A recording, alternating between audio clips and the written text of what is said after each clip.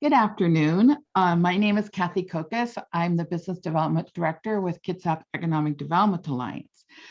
Today's webinar is part of the business and entrepreneurial offerings that Washington State Department of Commerce has planned for you for Global Entrepreneurship Month. And yes, it's normally Global Entrepreneurship Week, but because Washington State celebrates all things entrepreneurial and innovative, we make it a whole month worth of fun. There are over 60 live events throughout the month. You can find them at mystartup365.com under the programs tab. This is the second year we have made it a month-filled event.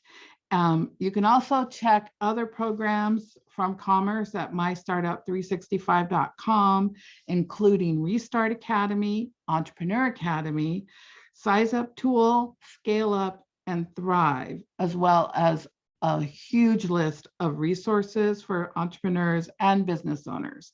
Because in Washington State and at KEDA, we value our entrepreneurs, businesses, and innovators. Your contact at Commerce is Susan Joseph Nielsen. You can always follow up with KEDA at kitsapeda.org for more information. And now I want to turn it over to Katie Crain, who has some great info for you today. Thank you, Katie. Oh, you're welcome. Thank you.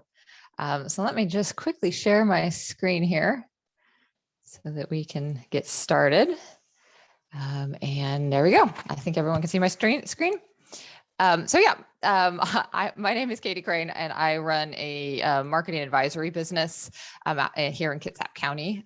And so that's sort of my background. I won't go into too much time on that because I'd rather get into the details of what we're talking about today, which is some of the key digital advertising strategies that are good for small businesses and entrepreneurs, kind of what you need to know about them in order to know whether or not they should be part of your marketing planning or if they should not be part of your marketing planning, and kind of how to get started on them. So without further ado, I am going to get started.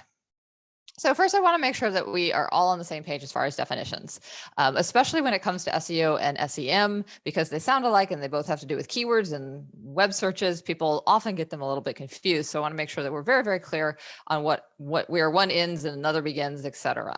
So let's start with SEO. It stands for search engine optimization. And SEO is basically all the stuff you do to your own website and your other properties like Google My Business that makes it so that when somebody searches for a keyword related to your business, Google says, hey, that's a good search result, and makes your website pop up high in the search results. So we call that good organic placement when you pop up high in the search results. So this is doing stuff to your own website so that Google is convinced that your website is a good return for a particular search. So for instance, if somebody, like say you are a children's shoe store and somebody searches for children's shoes, you want your website to show up. And so that's what you're trying to do. Search marketing, on the other hand, so SEM stands for search engine marketing. You may have heard it as pay-per-click or PPC. Those are sort of older terms for it. But basically, this is using the Google Ads platform, or lesser the Bing platform. That's a very small percentage of overall traffic. So we usually focus on Google, but that's using the Google Ads platform itself to create paid ads. So you're basically paying Google so that when somebody searches for, say, children's shoes, an ad pops up on the search results that says, hey, we have children's shoes. So this is working on the Google Ads platform, and it's a paid program as opposed to just working on your own website. Now, the other one I want to talk about a little bit today is social media ads. And the reason I wanted to define this, because most of us pretty much know what a social media ad is because we get them when we go to social media. But I want to make sure that what I'm going to be talking about today is the advertising side of it. So this is not posting on your social media feed or posting to your community, which you should be doing. And that's great. And that's really wonderful. But this is doing all the advertising side of things where you're paying money to the platform so that you can get in front of either new users, new potential customers, which is always important in business. You don't just want to talk to your current customers, you want to actually expand, or making sure that a particularly important post, say like about a sale or a holiday sale, is actually seen by all of your followers, because a lot of times, because of the algorithms, if you just post, you're only going to be seen by a small percentage. And so by paying for certain ads on these platforms, you can make sure you're seen by everybody. So I'm going to actually quickly just, so that this is a sort of sidestep, but I wanted to help with the definitions for SEO and SEM here by some examples. So when I talk about SEM, so search marketing, the Google ads, your typical Google search ad are these, what you're seeing here. So I just actually did a search for shoe store. I'm in Kitsap County, and this is what showed up on my particular search through Google. So if it says ad next to it and it's text like this, then this is a Google search ad. You'll also notice over here that there's some ads that have pictures. These are the Google Shop. Google basically it's also through Google Ads platform, and this is really good for businesses that have products like this. So this is Google Shop. And then down here, you'll see this map, and then you'll see some results here. These are the local results. This is coming from your Google My Business listing, and this is considered SEO. So this is an organic placement. You'll see that there's Famous Footwear and DSW, which are both national chains, but these are local branches of the national chain. And then there's actually a local shoe store here. So this is one of the things that we're going to talk about in a bit about how SEO is good for local businesses. And then imagine if we go down one side of this and go up the right side of this page, this is the bottom. This is underneath all of the stuff that we've already seen. You'll see that there are some that don't say ad next to them.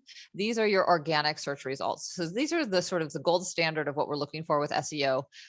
They are basically just Google thinks this is the best result. You'll notice here that these are all really big national brands that show up here. That's because, generally speaking, from everything Google can look at, when somebody searches for shoe store, these are what people want to see, this kind of business. If you're a small entrepreneurial business, this is kind of a problem, and we're going to talk about that in a little bit. So let's jump into talking about SEO for a little bit. First of all, what are some pros and cons here? One of the big pros for SEO is it's free. And I say free in quotes because it's free in the sense that you're not paying Google for your listing. That's one of the reasons it's powerful, because it's not a paid ad, but you do have to actually do a considerable amount of work for your own website. And if you don't have time to do it, you need to hire other people to do it. So, it's not technically free because you have to work, but it's free because you're not paying Google for it.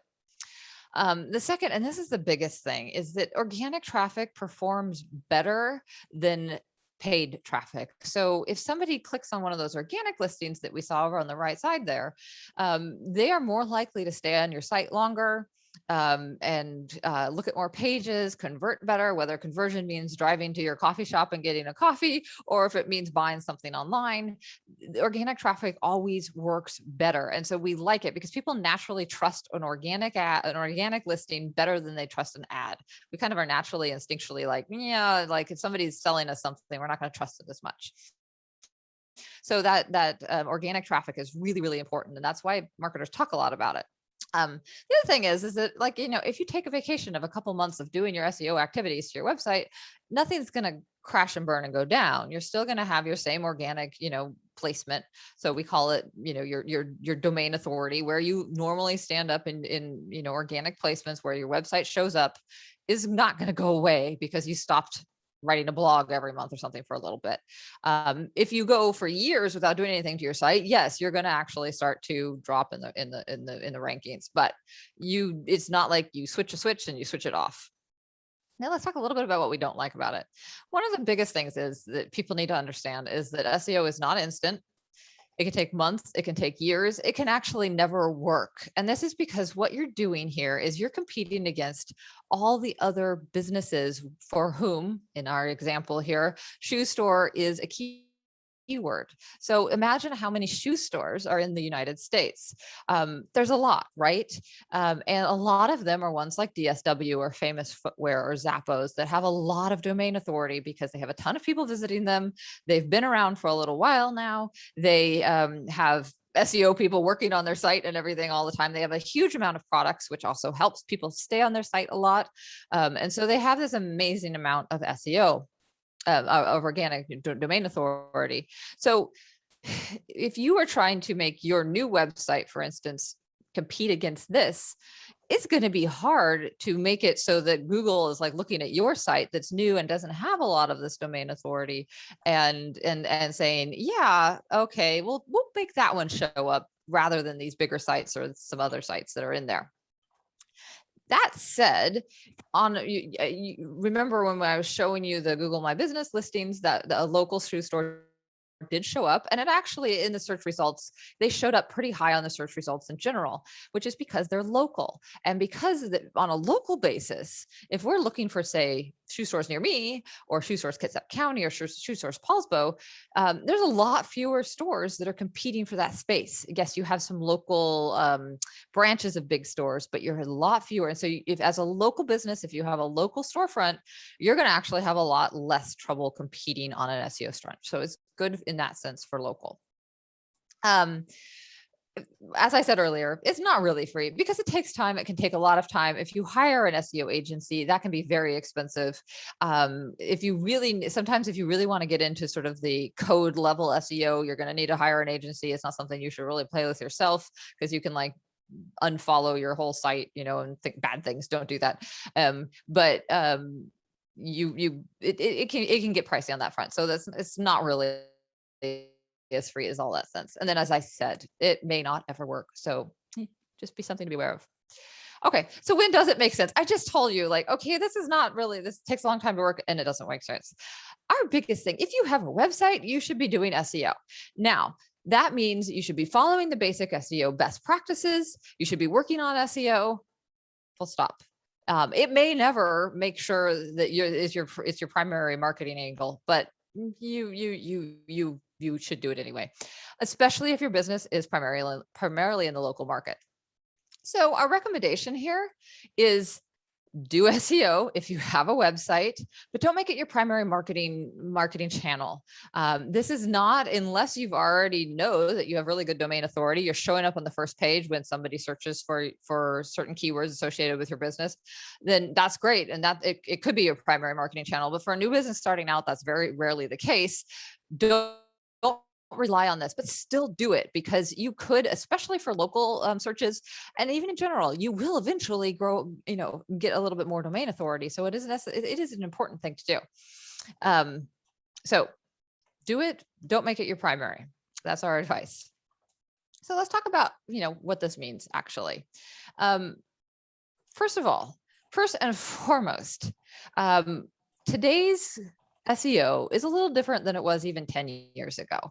10 years ago, it's kind of the Wild West for SEO, 10-ish years ago. And you could get away with a lot of stuff that now is considered black hat SEO, and Google doesn't like you doing. And when I talk about this, think about SEO kind of like a board game. I think this is the easiest way to think about it. You do certain things that Google likes, and Google will give you points.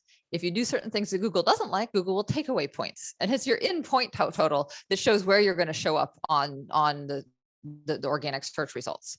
And now Google's main point here, the reason that Google cares about this at all, is because Google wants to return good search results. Their business is returning good search results if somebody searches for something. They don't want it if you search for kittens near me and have like ads for dogs. They don't want that to happen, right? No matter how many times the person who's selling dogs, they shouldn't be. The person who's selling dogs has kittens all over their site. It needs to be about that. So Google is trying to avoid people who are trying to. It's this sort of ongoing battle between people trying to game the system and Google trying to shut down the gamers. So that's what I'm going to talk about with points. The biggest thing you can do as a business is to have a really good website. This sounds really funny, but it's true, because Google is looking at how many people bounce, your bounce rate on your site, among other things. If a whole bunch of people hit your site and immediately leave, they're going to say that's not a good search result for that keyword. So then they're going to take away points. So one of the first things you want to do is make sure from a marketing perspective, your website works. So it loads fast, it is easy to navigate, it converts into sales, it keeps people on the site with, relevant, engaging content, all of the things that make a good marketing site, which we're not going to talk about today. Sorry, but I do, if you go to our website, and I will mention this at the end, we have some resources on this, and I'll mention all that at the end. So build a good site.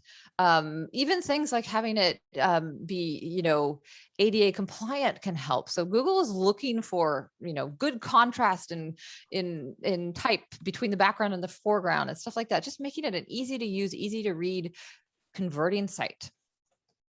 Now let's talk about keywords. So when we talk about keywords, just a quick review here, a keyword is something so that if somebody is what they're searching for in the Google search bar, that should bring up your business. So if you are a children's shoe store, it would be things like children's shoes, children's sneakers, kids tinnies, kids sandals. All of those are keywords for your business.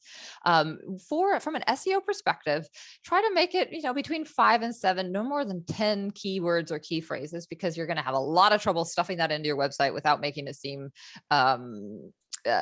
too stuffed. And keyword stuffing is something that will take you'll lose points for on the Google game board here. So figure out, first things first, figure out what keywords are the most important for you. And think about this in terms of what people would be searching for, not what you would be searching for. Because remember, your customer might see things from a slightly different, point of view. What you call it in your industry might not be what customers call it. So really try to put yourself in the point of view of your customers. Also, and I'll scroll back here, don't forget your local indicators, because SEO is so important locally and it works best locally, especially for small businesses. You want to make sure that Google knows you're local. So make sure that you have, as part of your keyword sort of plan, you have your city, you have Kitsap County, you have whatever it is so that people can find you locally, especially if you are a local business. Okay, now make sure that you use those keywords in your headlines, your body copy, your top navigation, etc. This seems obvious, but you'd be surprised how many times I've gone to a website to give it a quick overview or an SEO audit and just found that like the main keywords just aren't on the site much, because you can talk about your business really well without actually saying the main keywords sometimes. If you think about it, it's kind of shocking, but it is true. So make sure they're there. And there's a kind of a page hierarchy. So if your keyword is children's shoes, you want to make sure that it's on your hero statement at the very front top of your site, whatever make your site. It should be in your top navigation, ideally. If it's in your top navigation, Google assumes it's important to your business. Ideally, it should be in your URL. If that's not possible, but it should ideally be in your URL. And then it should also be in your body copy. So without making it unreadable or weird or unwieldy, make sure you're using your keywords throughout your site. Also, keep your site alive. This is what I meant. If you just sort of stop, put your site up and leave it for 2 years, it's not going to help you from an SEO perspective. And you want to make sure it's with relevant content that people read and stay a little bit while and read. An easy way to do this is to have a regular blog. It can be short. It can be even a paragraph of a blog, just something like, how to keep your kid happy while trying on sandals. Keyword rich, excellent. We're good to go. So that's a good tip. Especially locally, keep your Google My Business updated. We're going to talk about that in a second. Plus, there's more here because this is SEO.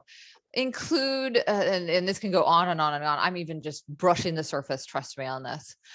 Include keyword-rich alt text on your images. So basically what this is that this was built so that people who are sight impaired can have the description read to them of what is showing in an image when they have that setting on their computer.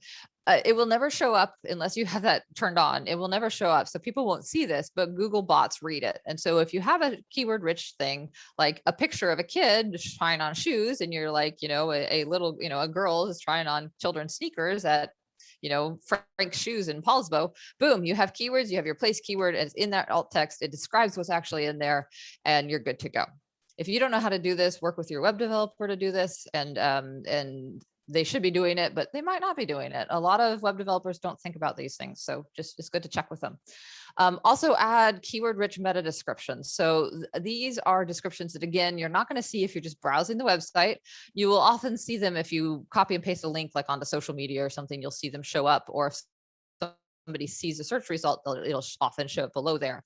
And these are the descriptions of what's on the page for each page. You don't want the same one on every single page on your site. You want it to be different, and you want it to have keywords involved. So it describes what's in the site, a little bit of marketing, kind of make it readable, because you want people to it is something that people might click on if they see a search result for you. So you need it to kind of sell what's on that page. Links, backlinks have always been incredibly important to the Google algorithm. What is different now than used to be, and this is something to be aware of, because even some modern SEO agencies still kind of do this stuff, and it can be bad for you. You can get basically, toxic domain, toxic links here. You want to make sure that your links are to basically to pages or coming from pages that have good domain authority. So basically what you're trying to do is you're trying to get people to share your website with a link to your website for various reasons. A good way to do this is PR or media relations, getting an article about yourself that has a link to your website, or writing a guest blog or a guest article, or sharing something, an interview with a blogger or something where they're going to share it back. Just make sure that they themselves are legitimate, a legitimate, site that has visitors, that has domain authority, because it doesn't matter if they just threw up the site yesterday. In fact, Google, this used to be a thing that people would do, is they throw up a whole bunch of different sites and link to each other. And they used to actually just have sites that had a bunch of links on them called link farming. All of this will make you lose points now. So, but building backlinks is important. Just do it right. And then make sure that you're driving traffic that performs well. If nobody ever visits your site, Google won't think it's a good search result. So you actually have to have a certain amount of traffic for SEO to start to pick up and work. Yeah, make sure it's a good site. So let's talk a little bit about Google My Business. And I'm checking the time here really quickly.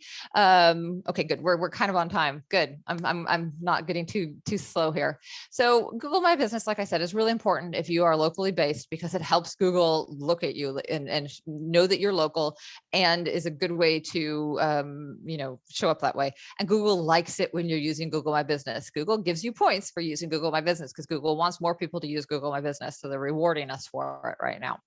So you should do it. So the 5 things to do right now: 1, get your business claimed and confirmed by Google if you haven't already, and then fill out all of the stuff you can on your business. Fill it out and think keywords. So for instance, if you go in on your info and there's a little bio section, make sure that's keyword rich.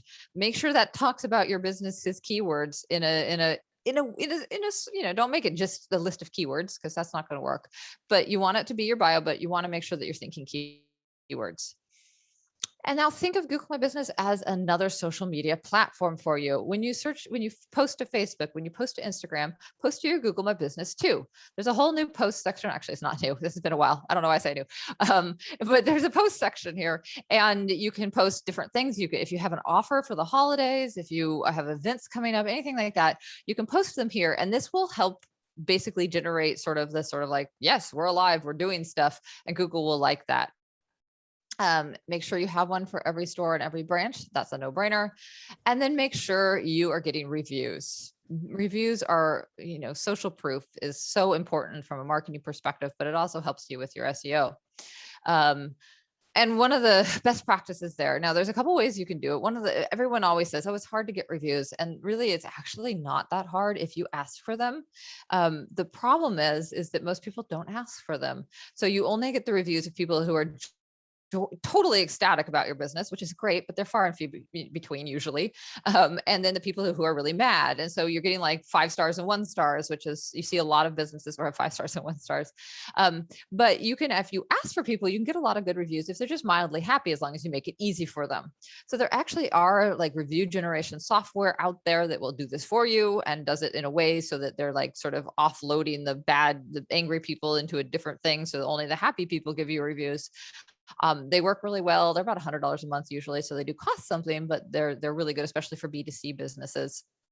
But if you just want to like ask people yourself, there is on the Google My Business, if you go to the homepage of the Google My Business, there's a Get More Reviews little button, and you can copy this link and send it to them directly. If you don't have to make them look for it, all the better.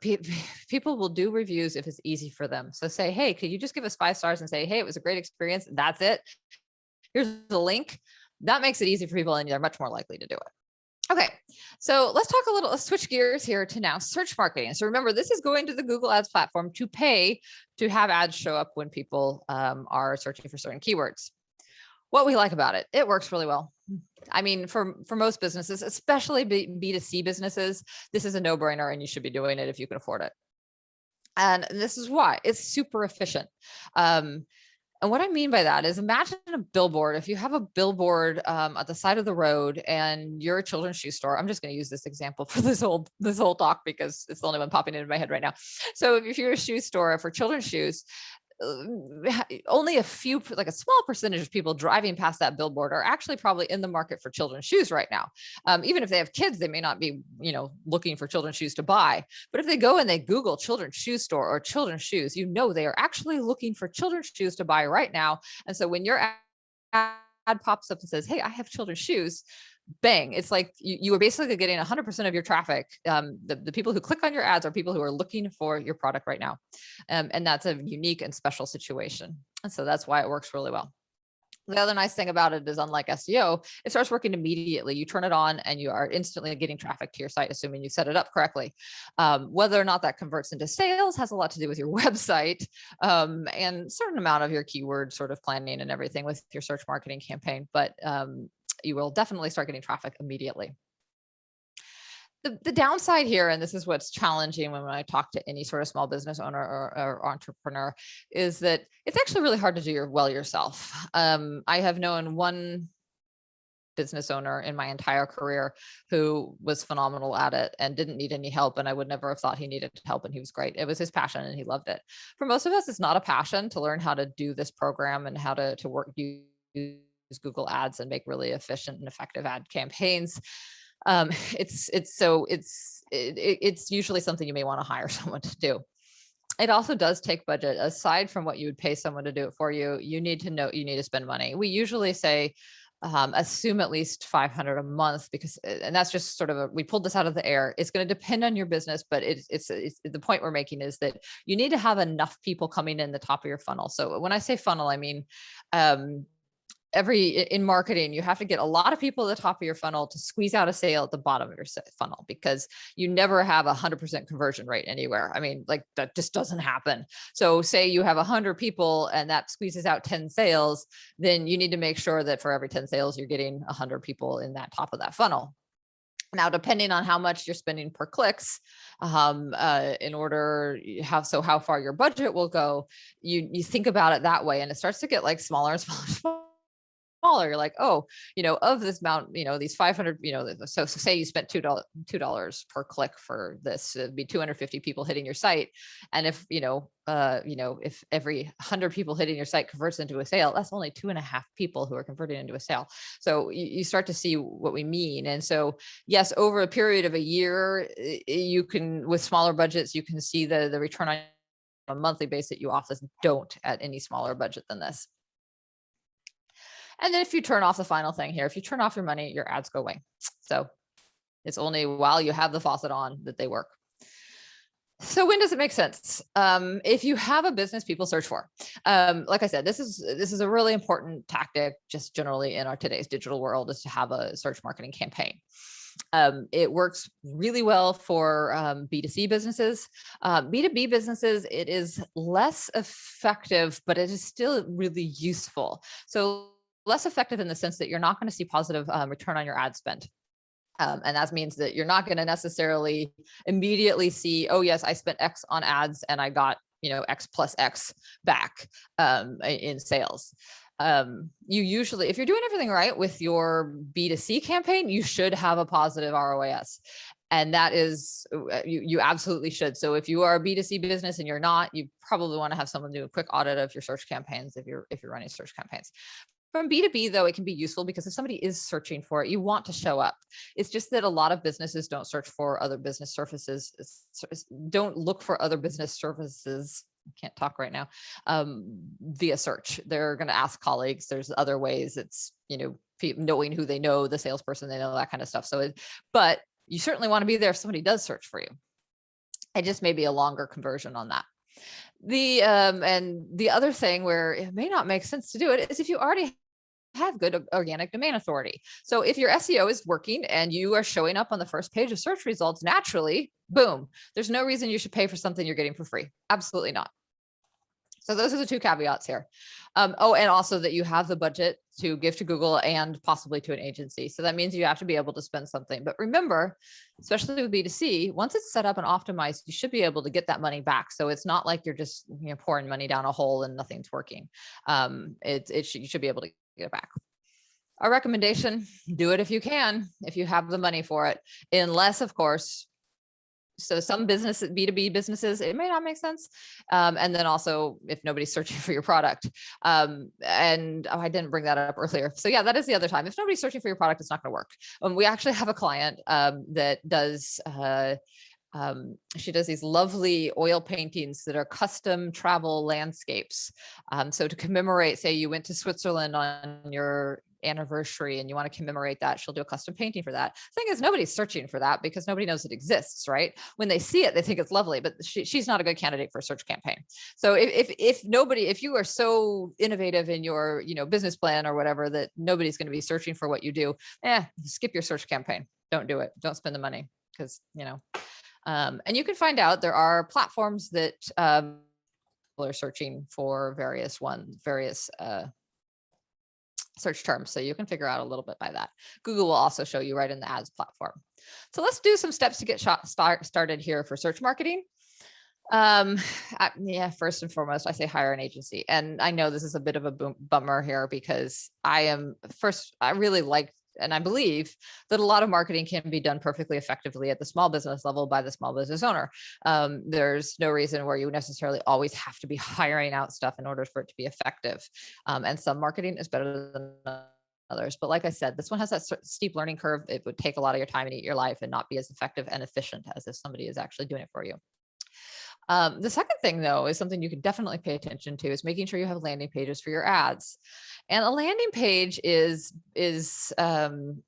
basically like a good example of this is if again, say somebody is searching for children's sneakers and you have an ad and they click on it, you do not want to point that ad to your homepage that has a sale on women's boots right now. That's going to confuse people at best. And at worst, they're just going to click right off and say, well, that's not a good search return. And that's actually going to hurt your ability to bid on your ads and actually have your ads show up with your Google Ads campaign here. So instead, make sure you're pointing the ad, like if it's about children's sneakers, it goes to a page that's about children's sneakers. And a lot of agencies skip this. Sometimes they will build their own landing pages, but other times they'll just, and so you don't want to just automatically send everything to your homepage. You want to try to target it a little bit more. You don't necessarily have to build out really special landing pages that are like really optimized landing pages, but you can, if you have that bandwidth, that's great. That's even better. But you don't necessarily have to. I do have a link at the bottom of this presentation about landing pages if you want a little bit more information. I'm not going to go into it right now. And then the other thing is, I think it's always good, even if you are hiring someone, to understand kind of the basics of what you're talking about here. So I'm going to go into some of these right now with search marketing. So search marketing is an auction system, essentially. So you are bidding on keywords in order to have your ad show up. So that means that, and this is overly simplified. So basically, like if your keyword is children's sneakers, you're saying, I'm willing to spend up to $3 for somebody to click on that particular, my ad when it shows up. Now, if, Sam's shoes down the way is said, we're willing to pay $10 and everything else is equal, then Google's going to show your ad lower than Sam down the street. So you're essentially bidding for your ads to show up. So it's not a guaranteed, like you can't say, I want first placement or I want second placement. There's a whole lot of, configuring and jiggering you need to do in there. And the other thing about it, though, is that you are paying for clicks. This is why it's called pay-per-click or PPC, is you're only paying if someone clicks on your ad. So if your ad is like showing up and as nobody's like clicking on it at all, boom, you don't pay anything. So that can give you a certain amount of comfort, I guess, is a good way to say this, because basically it means that everyone clicking on your ad is interested in your product. Probably. There's some caveats. I'm going to talk about that in a second. So that's the general way that search marketing works. You can have from only a few keywords to hundreds of keywords to more, that are associated with your business. Google will actually help come up with keyword ideas for you. And then you're basically saying all these keywords, if somebody types this into Google, I want my ad to show up and I'm willing to pay this much to have it happen. That's the general gist of it. Once again, when talking about your keywords, make sure they're ones your customer would pick, not you. It's a different thing. And make sure that your keywords are in your ad copy. This is something that I actually see that people miss quite a bit, but it makes perfect sense, honestly. So basically, it's like, say, once again, children's sneakers. If the keyword is children's sneakers, so somebody has typed in children's sneakers and the ad that pops up says, we have shoes, we have ladies' shoes and men's shoes. They're not going to click on that ad as much as they're going to click on an ad that says we have children's sneakers in all sizes and colors, right? It makes perfect sense, but it's an easily skipped step. So you want to make sure that the keyword that people are searching for, that you're bidding on, is in your ad copy. Can you do this with every single keyword? Probably not, but at least your most important ones, you want to make sure they're optimized this way. So there's this perfect line going in. There's the keyword that's searched for, there's the keyword in the ad copy, and then there's the keyword all over your landing page. You're going to want to know about your phrase match types. I have a slide next that I'll talk a little bit about that, but they are important to know. So I'm going to hold off right now. Negative keywords. You should at least be aware of negative keywords because they're a very powerful and important tool for optimizing your account. So a negative keyword is basically saying, okay, so somebody has searched for something, but if they search for this too, I don't want my ad to show up. Perfect example of this is actually one of our clients is an adoption agency. For humans, for babies. And they came to us with a search campaign where they were paying a lot of money and not getting a lot of really good relevant traffic. And they wanted to know why. And it was because they were getting a lot of people clicking on them looking for like puppy adoption or cat adoption, or even like things like iguana adoption. I mean, it was like insane how many weird animals people were searching for with the word adoption.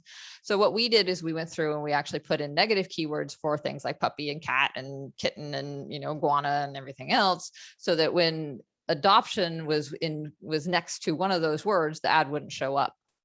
And that, that obviously, so that basically that was funneling it down. So it was only talking about, human baby adoption. Now, the important thing to remember about negative keywords is if they're the wrong weapon in the wrong hands, or they're a weapon in the wrong hands, you can actually turn off all like traffic to your ads totally by accident if you don't understand how the phrase match types on negative keywords work, or you're not comfortable with this. So just be aware that this is a really good tool, but also be very careful about how you do it. And then write good ads. Make sure that they include the keywords, and also kind of just stick to facts and not too much hyperbole. Don't make them too salesy.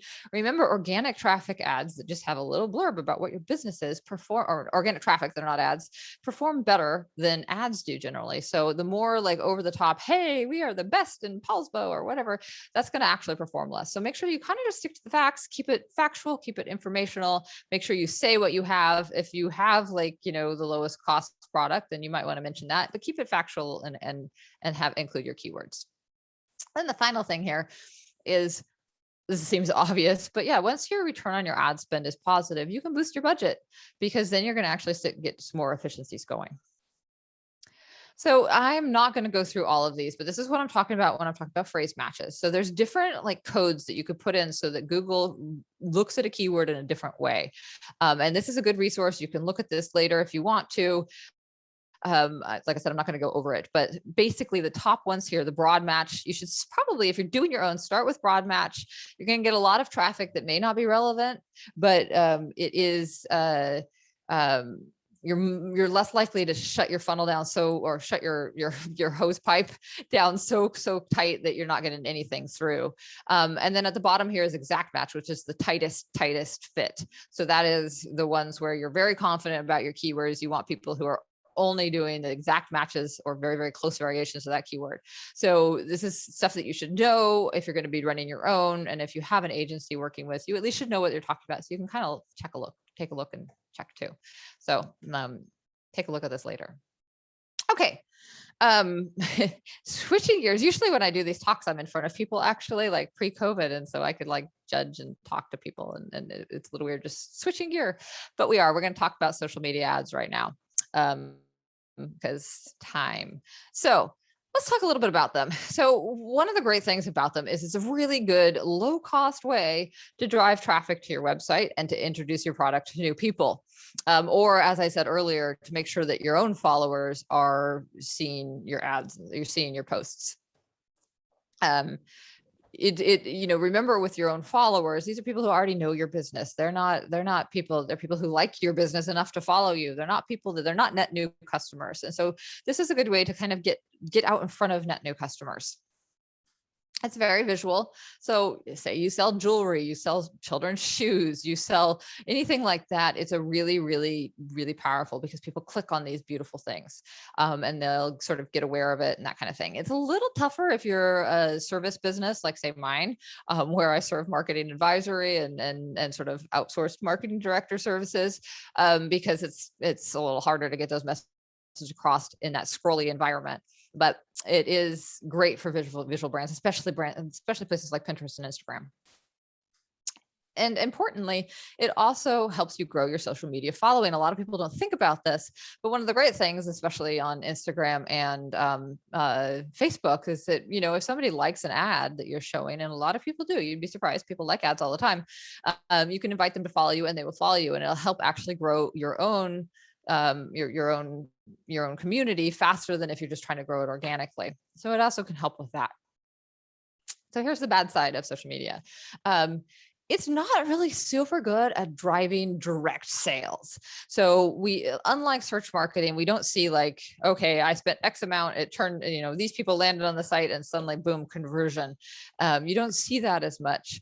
You see a lot of people coming to the site and bouncing back off again. Usually bounce rates and time on site are lower with social media ads, because the reality is that people, when they're searching or they're looking at their social media, generally any of them, they're kind of in a scroll mode. They're not like in I'm shopping mode, right? Like if somebody's typing in something in a search box, they're looking for that thing. But if it's on social media, they're kind of scrolling their social media. They're not in that shopping mode. Now, one of the things we do see, so the caveat of this is when we are running social media campaigns, we do see that there's more people who type in the website directly. So they go directly and they type in the website. So they either see the ad and then later type it in, or they type it in their phone, or they bounce away but then come back. But so it does drive a little bit more traffic, and some of those people convert, and is definitely, but you're not going to see that really clean return on ad spend line that we like to see.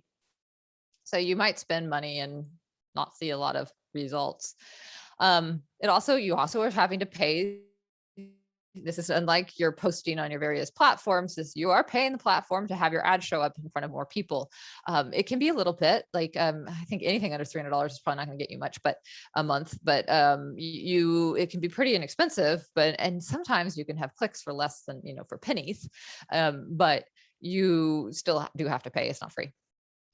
And also the bad thing from an entrepreneur's point of view or small business owner's point of view, if you're doing your own, in order to do it really, really well, you have to do a lot of testing. You want to be testing your audiences. You want to be testing your ad copy. You want to be testing the images you're using. You want to be seeing which ones are performing better, which ones you're getting the best click-through rates, which ones you're getting the best conversions on, because then you can actually be working towards that better, ROS.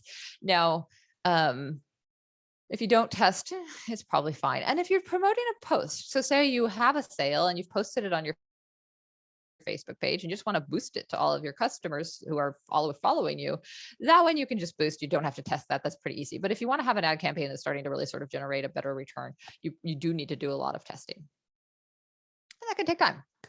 So when do they make sense for a business? Number one thing, if you have a good funnel in place, so you can capture the traffic you drive. So what do I mean by this? So this means that you're getting a lot of traffic to your site. These are net new people who've never seen your brand before. They're landing on your site and they're going to bounce away. So how do you make sure that they bounce back again eventually? So you need to have things in place like retargeting ads. All of these platforms will allow you to do retargeting ads. And that means that basically there's a pixel on your website, and people who have visited your website, then they will, next time they're on the platform, you can actually show ads to them.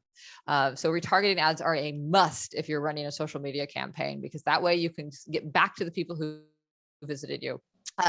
If you have a mail platform that allows you to do it, it's really great to do retargeting emails as well. Even there's some platforms that allow you to do retargeting direct mail, so you can actually send like a postcard to people who have visited your site. But like if you're on Shopify, because you're a e-commerce business, and you're using Klaviyo, which is an excellent email marketing tool for this, syncs well with Shopify, then you can send like browse abandonment emails. So somebody who's looked at a particular product a lot, you can actually send them an email saying, hey, buy this product, or cart abandonment emails. So those are all part of the funnel capture. And then at the very least, make sure you have a pop-up on your site so people will subscribe to your email list. We're not talking about emails here, but because we don't have time, but they're a really powerful tool, because those people on your list, they're a captive audience. All you have to do is make it interesting enough for them to actually open the email. Otherwise, obviously it's sort of a pointless thing. So a pop-up that says, hey, sign up, at the very least, sign up to get our newsletter, or sign up to get, discounts and deals and steals, or the next new menu coming out, or 10% off products, or whatever it is for your first purchase. We've all seen these. Every single website you go to, if you go to like West Elm or Crate and Barrel or any of those sites, that immediately get that pop-up, 10% off for signing up. And that's why. It's because it works. They're trying to capture that traffic and make sure that they have that email then, and then they can send emails to them that are more marketing related. So make sure you have a funnel in place. So if you have a funnel in place, then it's good. From social media makes sense, especially if you have a product that is visual, makes a lot of sense. Or your business just will benefit from brand awareness. And honestly, most businesses do. Brand awareness is just being top of mind when, if somebody is not ready to buy right now, they're not in the market for children's sneakers. But when their kid runs out of sneakers next, you are the first thing that pops in their head. They're like, oh yeah, that shoe store, I'm going to go to them because I saw their ad or whatever. And so most businesses, being top of mind is really important, because not everyone is always ready to buy. So in that sense, it's just, a lot of us, when we're in smaller businesses, we really want to focus on getting that return for our ad spend, on seeing the actual results. And brand awareness is a lot more amorphous. You don't necessarily go, oh yeah, I spent X amount on these ads and boom, I know it converted this many sales, because brand awareness is it's a long-term prospect, but it's important for most business. So our recommendation, definitely run social media, especially if you are a B2C business, or a business that has a good visual product. But don't make it necessarily your primary marketing channel. Search marketing should always be that in a case like this. If we're talking about, of the three we're talking about today, search marketing is the one that it should be your primary. But this is a good secondary marketing channel, but you need to make sure that you have that funnel in place to capture that traffic, because you'll get a lot of traffic coming in and bouncing back off again. Next, so let's get started. Getting started with social media here. I'm going to talk about, so it's hard to say all this different platforms, but I'm going to say this now. I'm talking about all the different platforms. They all have ways to promote ads and run ads. Depending on your business, you'll want to focus on different platforms. You can actually just look up the demographics of what businesses the platforms are on, or what demographics follow each platform. Still to this day, as much as a lot of people sort of poo-poo it, Facebook has the most people of any in any demographic group. So even the most younger people, it just has so many people on it that it actually just eclipses the rest. But obviously, if you have a super young audience, you want to be on TikTok. Not necessarily on Twitter. If your audience is more male and tech, definitely be on Twitter as opposed to Instagram. If you have a really visual product, be on Instagram. If it's a B2B business, LinkedIn makes more sense. So I'm just going to kind of use social media, but I'm talking about all of these platforms. All of these can do this. One tip that if you are doing Facebook and Instagram marketing, and because they're some of the biggest platforms, we do this a lot, use the Facebook Business Manager. So that's business.facebook.com. And it has all of the stuff in one place. It's a very powerful tool. You can do all of your ads, you can do your audiences, you can get all your retargeting set up, you can do all of this in one place. And it makes it so much easier than trying to run them off with a little ads manager that comes off of the posting. So that's just a side note there. The first really big thing here is with social media, you want to really work on your audiences and how well you're targeting these ads. These ads are only going to work as well as they're targeted. Unlike search marketing, where 100% of the people who are clicking on your product and most likely seeing your product, if you've done it right, or seeing your ad, if you've done it right, or are looking for your product, yeah, how many people are looking for your product when they're scrolling Instagram is debatable, right? So make sure that, targeting is really very, very, very important with social media. Some of the best targeting you can do is doing actual lookalike audiences. So this means actually pulling in, like, say you have a customer list of it needs to be about 1,000 people or more. So if you have a small customer list, this isn't going to work very well.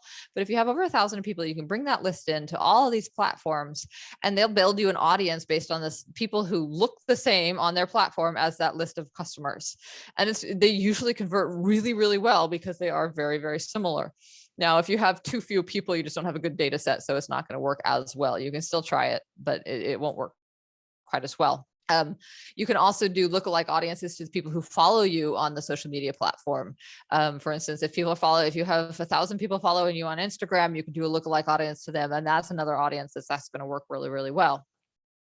If you don't have enough people on your platform or in your audience or in your customer list, then you want to really just work on interest targeting and other targeting like that.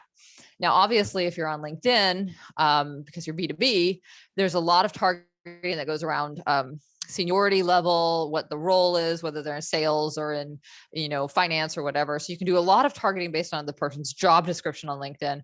It's harder to do that on other platforms, but you can look at interest targeting and lifestyle targeting. So you can say, oh yes, I want people who are in the top 1% of household income in the country. And so you can do a certain amount of targeting like that. I like a little tool called Connectio. It's just sort of some little startup, but I found it a few years back, and it makes it really easy to look for interest targeting, because the especially on Facebook, this works with Facebook and Instagram. Because the platform itself is really hard to actually find interest targeting in. So then you want to look for things like, so say you're a natural deodorant brand, you want to be looking for people who, and you can combine audiences. So you can look for people who are, interested in health and beauty, and then you can have a little Venn diagram of people who are also interested in natural products, and you're targeting the people in between. And then you can put your ads for your natural deodorant in. So you want to make sure that you're working with that. And you'll need to test those audiences, because especially when you're doing an audience that you're building like that from interest targeting, you may not get it right the first time around. And so but the closer, the smaller an audience you get, the more tighter an audience that works really well, the better. And then of course you need your retargeting audiences. These are the ones, the people who have looked at your website or products on your website or pages on your website, you're sending certain ads to them. So that's really important. Test your ad creative.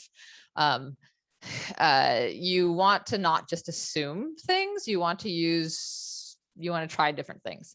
And, I say testing like it's a bad thing because it takes time, but it's actually really also exciting, because it's one of these places where, like, in a few days, you can test whether or not what you've been doing for your brand, for the last 20 years is actually still effective for getting your customers. And I've actually had a customer, I created basically 2 different sets of ads for them. And she said, oh, I love these, but I hate these. And I said, yeah, well, let's test them. That's the whole point. I wanted them to be very different. And it turned out the ones she hated are the ones that actually performed better.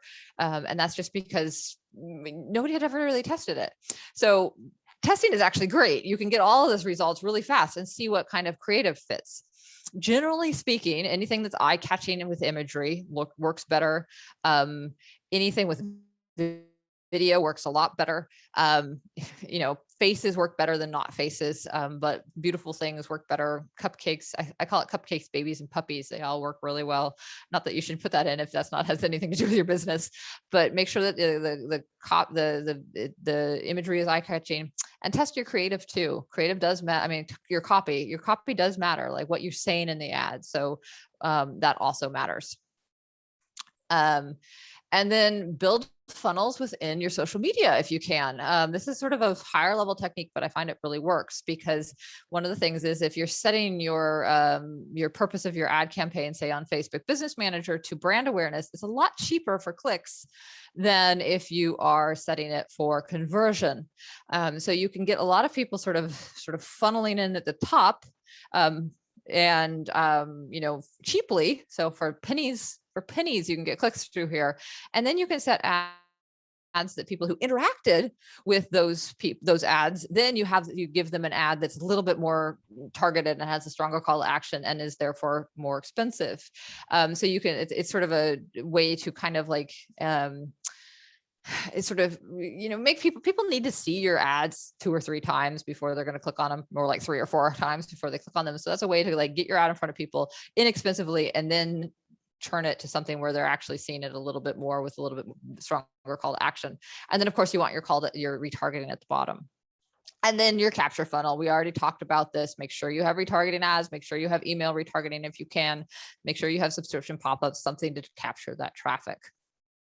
And then keep testing, test when you don't even think you need to test different audiences, test different purposes for the ads, test different, just keep testing.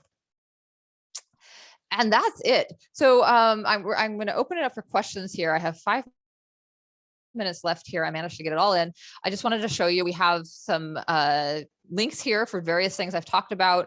If you go to the blog, there, you can search for it too. We have tons and tons of blogs about various topics, all for small business marketers. So that's it. All right. Thanks, Katie. That's You're a lot of welcome. information. And I learned some new terms like keyword stuffing. Don't do it. Just don't do it. Yeah. So what I heard was be consistent. You got to try it to know if it works. And it's not always instantaneous depending on the format you choose. Yeah, it's not. And especially with SEO, one of the things that, I probably went a little hard on SEO here, but a lot, because it's such a, I talk to so many business owners where they've been told you have to do SEO, like it's like this thing that's going to change their business. And then then they start doing it and they're like, why hasn't it changed my business? And it's like, well, it's going to take a while if it works at all. I mean, it's more like, it's more like going on a diet than, I don't know, that's a bad analogy, but like, I get it. And it's reality is always better than someone thinking it's going to be something it's not. You didn't talk about social media live events. Do you have any thoughts on those? Yeah, so because I didn't really talk about posting on social media. This was more like the advertising side. And live events can, from the posting side, I think it depends on the business. It depends on the industry. And is what I would say is test it. Try it, try a few. Don't just give up on the first one, but try a few live events at different times, how much you're talking about it, that kind of thing, and see whether it gives you any sort of traction. It may or may not. Some businesses, it works really well. Others, it doesn't as much, That makes sense. And then Google My Business. Do you have a sense of how well people use that, or they just ignore it and focus only on the other, what we think of social media platforms? I think that you can see that how many people have looked at various posts. It's not huge. I don't think that it's like, people do look at them. I mean, so to that sense, people do look at them. Would I say this is going to organically get you a whole bunch of business? No. What the point there is, it's kind of cynical, is that you're doing it so Google knows you're doing it. You're basically trying to suck up to Google. Google wants you to post, so you're posting. Certain like little sale things, like now Google My Business, the thing itself, people do use, absolutely, because it shows up and then like they have a chance to look at your website and it's the top thing. So people are going to actually be using Google My Business, whether they go in and look at the posts all the time or they look at all your images, they do look at them. I mean, you start to rack up views over time. So, but I don't think that's the thing that's going to really decide someone to use your business or not. Yeah. People should definitely be claiming their Google My Business. Oh yes, absolutely claiming it. And like I said, if you're already if you're already writing a post for Facebook, just post it there too. It's not, it takes like 5 extra minutes, and and it's better than not doing it, for sure. Yes. Because again, we want Google to love us. We want Google to love us. And the more Google loves us, the better we are. Yes. All about Google, apparently. All about Google. Yep. Okay. I think that's our time. Okay. Thank you again, again, Katie. You're very welcome. And folks can contact you if they have questions, because your Absolutely. information Yeah. is in the PowerPoint. They can contact Kita.